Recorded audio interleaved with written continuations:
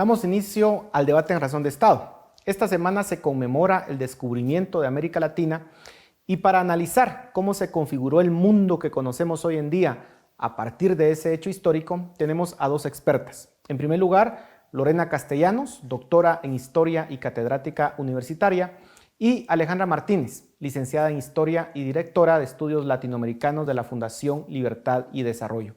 A ambas, muchas gracias por estar en Razón de Estado. Lorena, empecemos con usted. ¿Qué significó para los habitantes de Europa y para los habitantes americanos el descubrimiento del continente americano? ¿Cómo cambió la humanidad a partir de este evento? Bueno, muchas gracias por la invitación. Para empezar, realmente, muy interesante su pregunta porque esa es una cosa que a veces no nos ponemos a pensar. Realmente hubo un gran cambio tanto para los europeos como para los americanos. Y podríamos hablar de esto durante todo el programa, pero lo puedo enfocar en diferentes aspectos y aspectos que a veces uno pasa por alto, porque si bien es cierto, hubo un choque de culturas, un mestizaje posterior a ese choque de culturas, ese encuentro amplió el comercio, por ejemplo. Es una de las cosas que creo yo que fue muy, muy importante para ambos lados. El poder comerciar, el poder descubrir de ambos lados objetos, comida que no se conocía. Eso llevó a la inclusión dentro de los diferentes idiomas de un amplio vocabulario para designar todo aquello nuevo que no se conocía tanto por parte de los habitantes americanos como por parte de los habitantes europeos. Entonces ese cambio en la dieta, ese comercio, o sea, saliéndome un poco de lo que usualmente hablamos de lo que es el puro choque de la conquista y el proceso de guerra en sí, porque ese pues creo que es más conocido. Pero sí hubo todo un cambio. Nosotros lo podemos ver, por ejemplo, en los trajes indígenas acá en Guatemala, que es una cosa que nos hace muy orgullosos. Y una de las cosas que vino a incorporarse a un proceso que ya se tenía es, por ejemplo, el telar de cintura, que no existía, el telar de pie, porque el que existía era el telar de cintura. Otro tipo de telas, por ejemplo, inclusión de seda, lana, porque aquí no había ovejas, o sea, había alpaca y llamas en el América del Sur, pero el que hayan traído las ovejas trajo una nueva forma de tejido y fue lo que provocó, por ejemplo, en el área de Occidente, que se convirtiera en una zona textilera muy importante durante toda la época colonial. No sé, el encaje, y pues obviamente para Europa también hubo cambios en cuanto a tintes. Entonces podríamos hablar mucho de esto y sí, hubo en ese ámbito comercial y cultural un gran cambio. El mundo no volvió a ser igual. No, Eh, Alejandra, ¿cómo se diferenció la conquista española de la conquista inglesa? ¿Usaron métodos distintos, estrategias distintas? Sí, bueno, las motivaciones de ambas conquistas fueron totalmente distintas, mientras que la española, ellos venían de una conquista militar de la península a principios del siglo XV, ellos venían con un objetivo militar.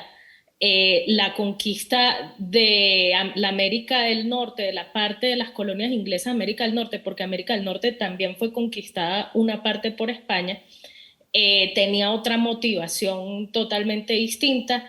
Eran unos grupos religiosos, unos pueblos religiosos que fueron expulsados en su mayoría de Inglaterra y se establecieron allí para quedarse. En cambio, la conquista de la América española, aparte de esa motivación militar, tenía una motivación también de extraer las rentas de lo que encontraran aquí. Por eso algunos historiadores hablan de una mentalidad de campamento. O sea, yo vengo, hago fortuna aquí, extraigo las rentas que puedo y me regreso.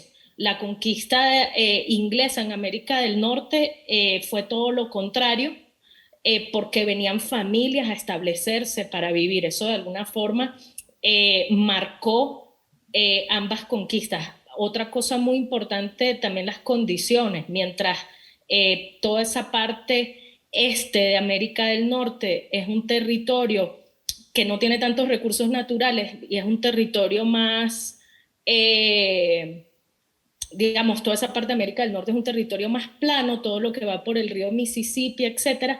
En la América del Sur las condiciones geográficas son demasiado hostiles hasta el día de hoy. Tenemos por un lado la cordillera de los Andes, por el otro lado la selva del Amazonas. Esas barreras geográficas tan importantes también van a determinar mucho por qué el norte terminó como terminó y por qué el sur terminó como terminó. Lorena, y en ese sentido, ¿cuál de las dos estrategias de conquista fue más brutal o menos brutal? ¿La inglesa o la española? ¿Cuál de las dos permitió más el mestizaje o la convivencia entre lo europeo y lo indígena? Bueno, claramente la conquista norteamericana marcó, como bien dijo Alejandra, como venían con familia, el mestizaje fue de un nivel muy, muy bajo. De hecho, la cordillera de los Apalaches marcó una frontera natural entre las poblaciones indígenas y las poblaciones de los ingleses a lo largo de todo el periodo colonial. Entonces, el proceso de mestizaje fue muy poco. Más que todo lo que hicieron fue un corrimiento de los indígenas hacia atrás de los Apalaches. En cambio, en América, de aún un principio, en América Española, en un principio se pensaba en que iba a haber como las dos ciudades, decían las dos repúblicas, de los indígenas por un lado y de los españoles por el otro, porque querían evitar ese mestizaje. Ellos venían con esa idea de la guerra de reconquista, donde fue una guerra religiosa y no hubo mestizaje o lo hubo en muy, muy bajo porcentaje, donde sí había claras diferenciaciones entre los cristianos, musulmanes y judíos, y donde sí hubo una diferenciación en la península. Pero a la hora de tratar de pasar ese modelo a la América española fue imposible, porque aquí no fue un tema de una conquista religiosa, fue un tema al final, digamos, étnico, pero esa etnicidad no se pudo separar. O sea, no podíamos tener solo indígenas de un lado y españoles del otro. Al final se dieron cuenta que no se podía. De hecho, uno de los grandes problemas sociales que van a ocurrir ya al recién iniciada la colonia es precisamente el mestizaje, porque en esa estructura, ¿dónde pone al mestizo? En un principio el mestizo tenía que renunciar a su parte indígena o renunciar a su parte española para irse a vivir a la otra comunidad, hasta que finalmente sucumbieron y el mestizaje pues entró. Entonces, digamos, en ese sentido, en la América española sí el mestizaje fue total, pues no podemos hablar de una América española en la actualidad que podamos tener todavía grupos étnicamente puros, no lo tenemos. En cambio, Estados Unidos, lo que va a ser las colonias del norte, fueron más efectivos tal vez en hacerlo, pero precisamente por lo mismo que decía Alejandra, ellos vinieron con familia, los conquistadores españoles no. Entonces ahí tiene lo de la Malinche y todas esas cosas, ¿no? Por supuesto. Alejandra, se dice que el proceso de conquista fue brutal, pero pudo haber sido distinto, considerando que las conquistas entre los pueblos mediterráneos e incluso entre las conquistas entre los pueblos europeos pues fueron igualmente brutales. Fue brutal en el sentido en que hubo una conquista militar, sí, pero esa conquista militar se dio en distintas intensidades.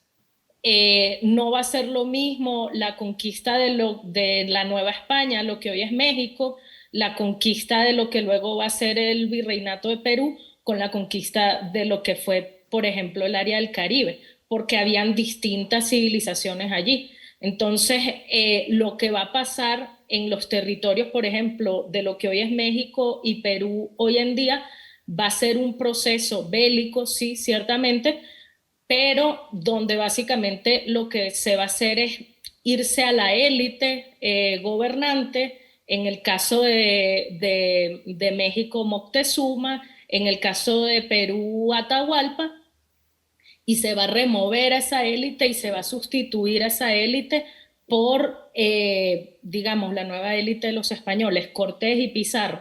Y todo el entramado social queda exactamente igual. En ese sentido, sí hubo una conquista militar, pero no fue una guerra total. Muy diferente va a ser, por ejemplo, en el área del Caribe y de tierra firme, lo que hoy es Colombia y Venezuela y toda la cuenca del Caribe, donde las civilizaciones que habían ahí eran prácticamente cazadoras recolectoras. O sea, estamos hablando que ni siquiera habían descubierto la agricultura. No va a haber una jerarquía tan fuerte, y allí sí efectivamente se tuvo que ir a un tema, a una estrategia, a una táctica de guerra total, y por eso es que posteriormente se tiene que traer mano de obra africana, porque sí, sí se acabó con buena parte de la población. Y en ese sentido, Lorena, ¿cómo eran las instituciones de gobernanza de los pueblos originarios antes de la conquista? ¿Eran sistemas benévolos o casi idílicos, como lo quieren plantear algunos? ¿O eran como los sistemas europeos de aquel entonces, es decir, monarquías absolutistas en donde no existía respeto por los derechos individuales? Claro, no podemos hablar de respeto a los derechos individuales ni a los derechos humanos en la época prehispánica.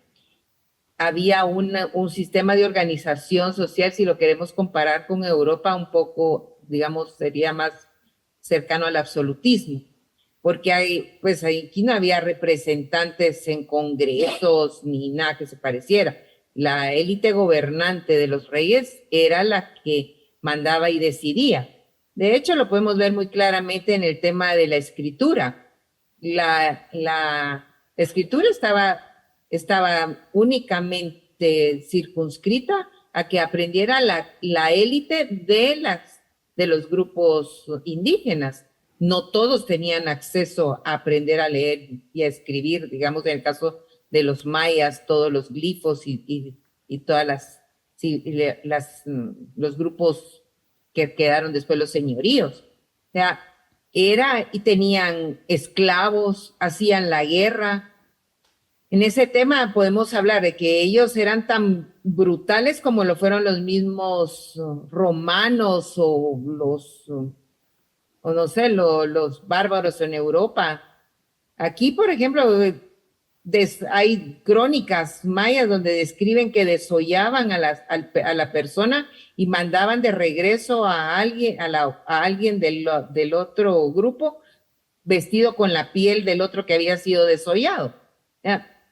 Realmente lo que va a hacer el choque cultural en la conquista es que cada uno tiene una tecnología diferente y una forma de hacer la guerra diferente, que era la conocida y aceptada por los grupos de las regiones, tanto aquí como en Europa.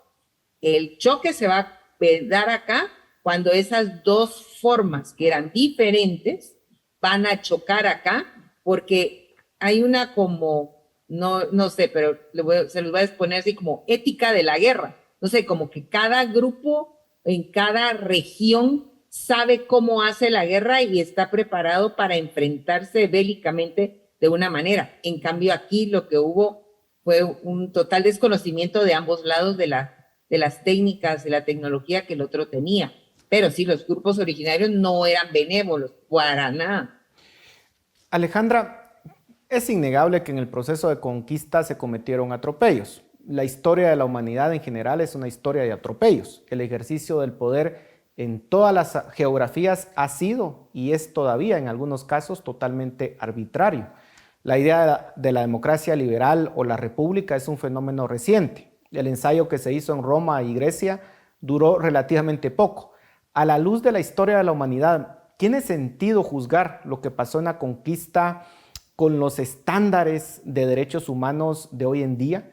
¿Tiene sentido, por ejemplo, cancelar la figura de Cristóbal Colón, por ejemplo, que está de moda en varios países?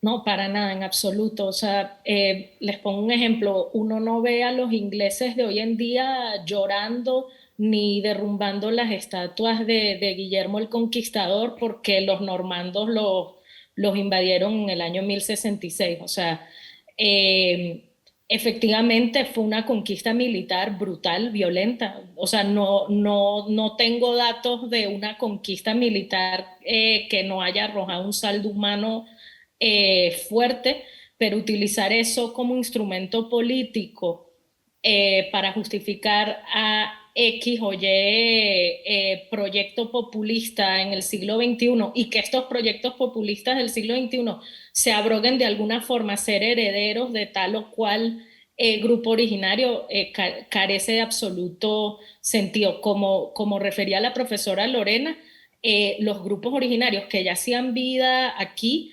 en este continente no eran benévolos, ni siquiera tenían un concepto de persona humana. De hecho, lo vemos en las grandes construcciones megalíticas que tienen, y esta tesis la dijo nada más y nada menos que Carlos Marx cuando estaba estudiando las formaciones sociopolíticas en la antigüedad.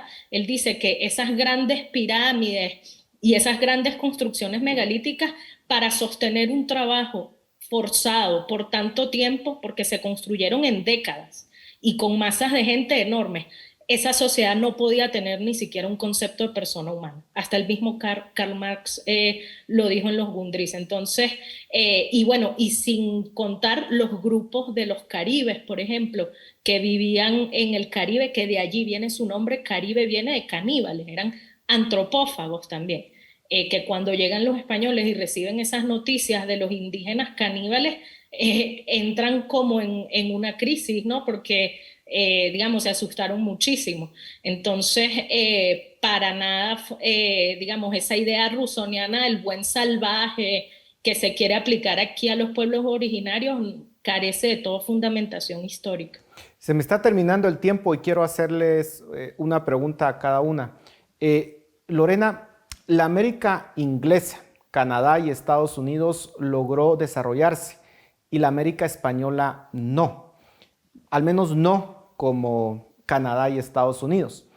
¿Tiene que ver esto con las instituciones que heredaron cada uno de estos imperios, el imperio inglés en el norte y el imperio español en el sur del continente? En cierto aspecto, sí, definitivamente por la misma motivación de la colonización fue diferente para la América española que para la parte inglesa del norte. Sin embargo, más allá de lo que son las propias instituciones, yo plantearía que es una visión filosófica diferente, porque Estados Unidos viene de, del empirismo inglés, que es pragmático, es práctico, la experimentación, en tanto que la América española viene del racionalismo del continente francés español, que hace que todo trate de ser racionalizado y lleve muy poco a la práctica. Entonces, el tema ese, yo más que las instituciones, lo pensaría desde la visión filosófica del mundo. En uno tengo un papá que también me ayudaba en la institución, porque eso de la monarquía absoluta era algo así. En el otro era el individuo el que tenía que salir adelante. Entonces, pero eso también responde a esas dos visiones, a ese empirismo por un lado y al racionalismo del otro. Yo más me lo enfocaría por ahí. Alejandra, ya nos quedan pocos segundos y para terminar, América Latina es hoy el resultado de un mestizaje. Son más de 500 años del mestizaje de lo europeo con lo indígena. No se puede negar la influencia europea. ¿Cómo lograr la convivencia pacífica y respetuosa entre estas dos visiones? ¿Es el liberalismo y las instituciones liberales la que permitiría esa convivencia pacífica? Bueno, ¿en qué aprieto me acabas de poner? Porque esa pregunta es como una bala. Yo creo que ese debería ser el reto del liberalismo en el siglo XXI, porque ciertamente el liberalismo del siglo XIX no se planteó la inclusión del indígena en los proyectos nacionales que establecimos, ¿no?, después de 1830, en los proyectos nacionales independientes. Eso es un hecho histórico. El liberalismo del siglo XIX no se planteó la convivencia con el indígena. Ese sería el reto del siglo XXI. Y yo creería que sí, porque los principios del liberalismo tienden a que cada quien viva su proyecto de vida, claro, entendiendo a la sociedad civil como una comunidad política, ¿no?, dice Locke. Y yo creería que los principios del liberalismo son completamente compatibles para lograr esa amalgama, esa articulación entre lo hispano y lo indígena, pero necesitamos hacer una tarea que no pasa por hacer constituyentes, no pasa por hacer revoluciones ni nada de eso, sino lograr un sistema, una democracia liberal efectiva que haga ese efecto derrame, y que, digamos, las comunidades puedan ver que bajo este sistema de mercado, etcétera, también se pueden ver beneficiadas. Y esa es la tarea pendiente de América Latina: cómo construir auténticas democracias liberales, o repúblicas, como algunos le llaman. Muchísimas gracias por su tiempo, gracias por su análisis a ambas. Y a ustedes en casa, muchas gracias por su atención. Nos vemos la próxima semana.